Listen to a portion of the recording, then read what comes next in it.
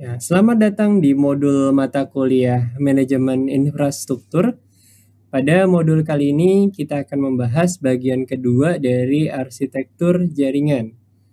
Kita sudah membahas mengenai arsitektur topologi jaringan pada modul sebelumnya.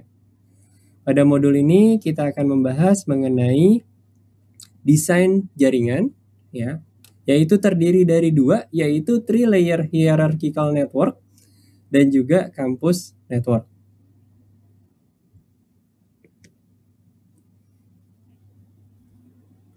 Ya, kalau kita lihat di sini, ya, desain jaringan itu ada dua, ya. Yang pertama adalah three-layer hierarchical network design dan juga campus network.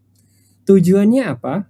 Ya, yang pertama adalah untuk memanage ya sumber daya manusia, manajemen kapasitas, manajemen performance, reliability, ekspansi, dan pengamanan. Kalau kita lihat pada pembahasan pertama, yaitu mengenai three-layer hierarchical, ya, di sini membagi perangkat dalam tiga tingkatan, yaitu jumlah, fungsi, dan kepentingan. Ya, makanya disebut three-layer hierarchical. Ya, di sini layer-layer yang ada di dalam three-layer hierarchical network itu ada yang pertama, yaitu access layer. Yang kedua adalah distribution layer, dan yang ketiga adalah core layer, di mana access layer ini merupakan konektor terhadap perangkat PC, PDA ataupun printer. Sedangkan distribution layer di sini menghubungkan antara layer akses dengan core layer, terdiri dari kumpulan switch dan konfigurasi untuk security. Sedangkan di sini core layer itu membentuk yang namanya backbone. Ya.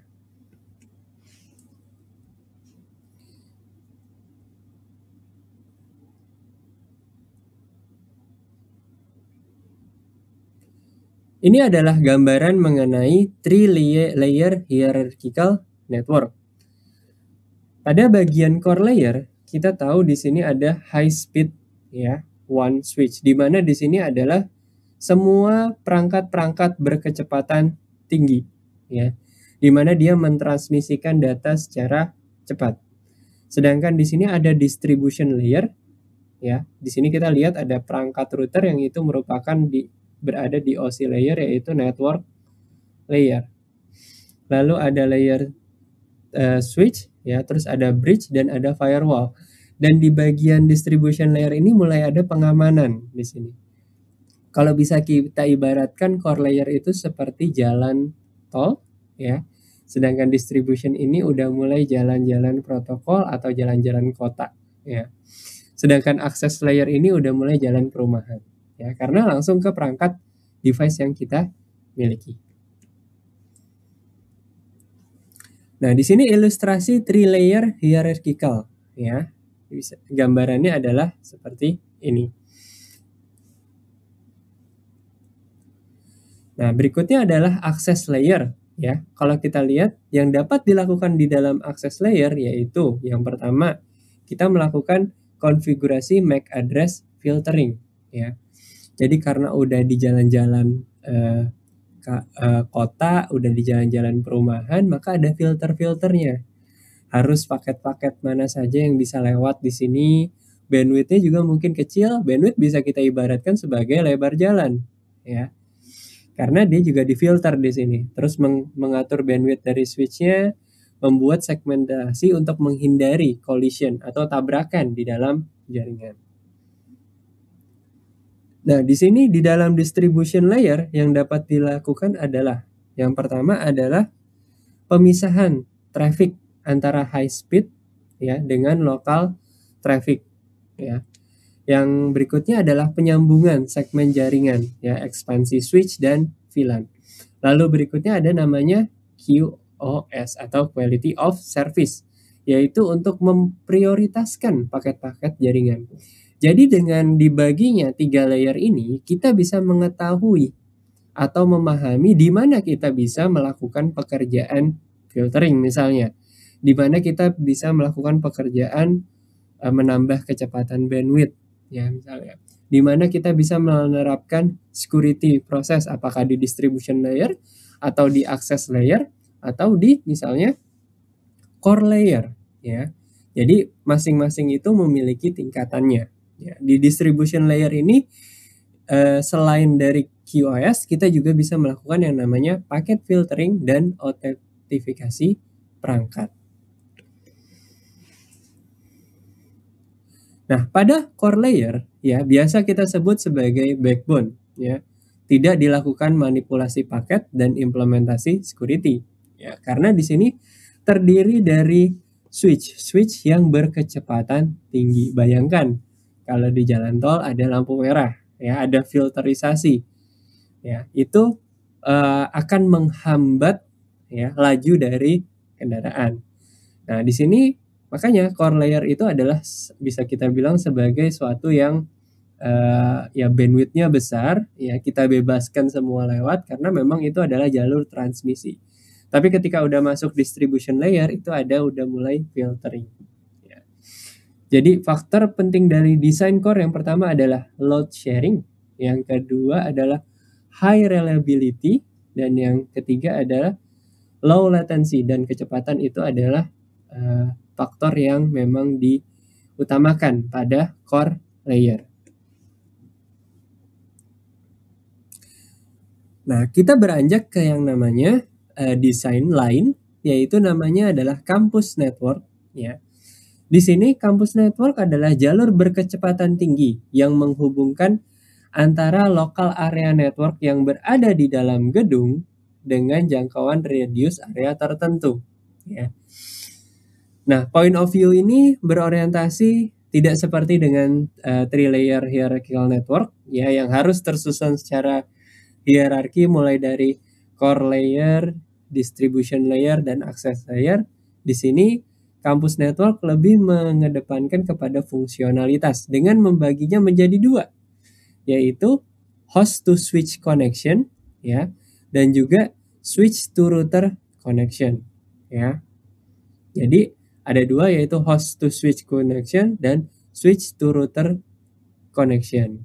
Ya.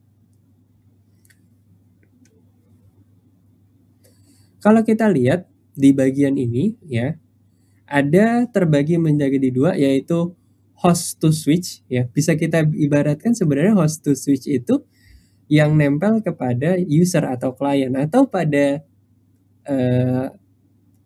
hierarchical ya, kita bisa melihat itu sebagai access layer ya. Karena dia dari host atau perangkat kita ke dalam switch ya, host to switch connection bagian ini.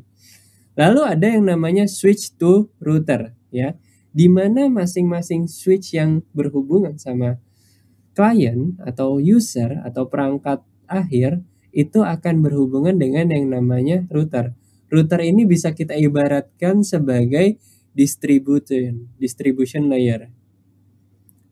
Distribution layer. Sedangkan yang di sini sebagai access layer. Oke.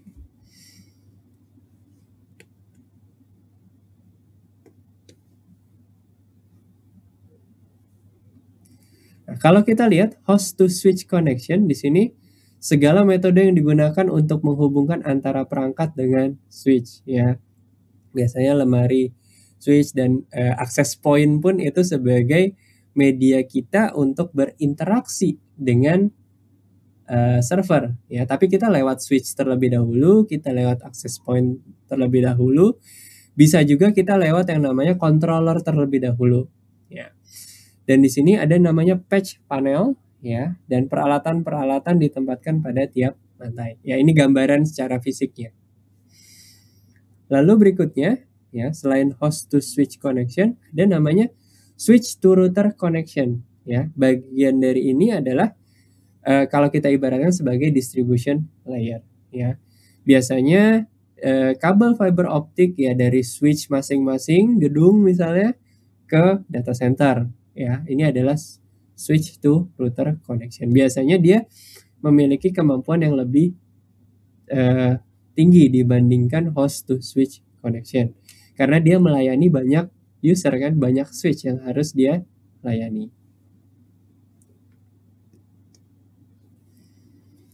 Lalu berikutnya ada juga yang namanya backbone, ya, sering dipahami sebagai sebuah jaringan antar router ya di dalam sebuah area tertentu. Jadi ada yang namanya backbone. Kalau di hierarchical namanya adalah core layer. Kalau di sini ada namanya backbone, ya. Suatu organisasi besar skalanya, ya. Prinsipnya juga mirip dengan core layer, ya. Di sini prinsipnya adalah menyalurkan lalu lintas data, ya, dihuni oleh peringkat media high speed, ya, yang cukup tinggi. Jadi gambarannya sama tuh antara core layer dengan yang namanya si backbone ini. Ya, pada model campus network, ya, sebenarnya letak backbone adalah sepadan dengan core layer, ya. Jadi tadi yang sudah saya coba sampaikan, ya, pada three layer hierarchical network. Perbedaannya, backbone pada campus network tidak harus memberikan fungsi routing, ya. Karena routing sudah bisa dilakukan pada switch to router connection. Sedangkan kalau di core layer itu masih bisa fungsinya sebagai routing karena kan dia berhubungan dengan ISP dan beberapa perangkat-perangkat yang memiliki kecepatan tinggi lainnya. Oke, ya, jadi itu adalah gambaran mengenai desain jaringan. Ya, kita bisa tahu jadi perbedaan antara topologi jaringan dengan desain jaringan pada bab arsitektur jaringan ini. Ya, ini adalah referensi dari modul ini. Ya, sekian dulu untuk penjelasan mengenai bab arsitektur jaringan. Mudah-mudahan informasi ini bisa bermanfaat untuk kita semua. Terima kasih.